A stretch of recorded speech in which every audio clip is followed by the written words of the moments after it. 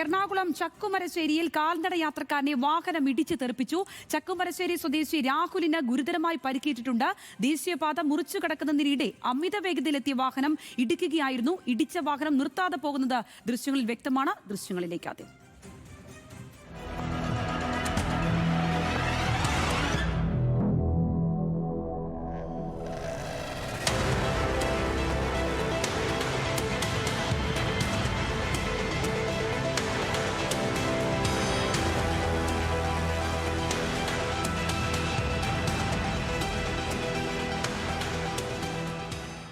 സൈഫുനിസ അലിയാരുണ്ട്. സൈഫുനിസ, ഈ ഗുരുതരമായി പരിക്കേറ്റ ആളുടെ നില എത്തരത്തിലാണ്? ഈ ഇടിച്ചിട്ട് പോയ വാഹനം ഏതാണെന്ന് ഐഡന്റിഫൈ ചെയ്യാൻ കഴിഞ്ഞിട്ടുണ്ടോ?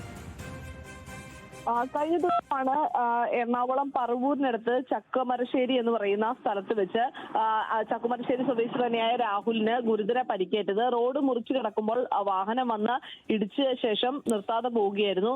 ഈ അപകടത്തിൽ രാഹുലിന്റെ കൈയിലൂടെ വാഹനം കയറിയിറങ്ങുകയും കൈക്ക് സാരമായ പരിക്ക് സംഭവിക്കുകയും ചെയ്തിട്ടുണ്ട്. കാലിനും ഗുരുതരമായ പരിക്കേറ്റിട്ടുണ്ട്. ഉടനെ തന്നെ രാഹുലിനെ പ്രദേശത്തുള്ളവർ വടക്കം പറവൂരിലെ സ്വകാര്യ ആശുപത്രിയിൽ എത്തിച്ചിരുന്നു. എന്നാൽ പരിക്ക് ഗുരുതരമായതിനാൽ എറണാകുളത്തെ സ്വകാര്യ ആശുപത്രിയിലേക്ക് പിന്നീട് രാഹുലിനെ മാറ്റുകയാണ് ചെയ്തത്.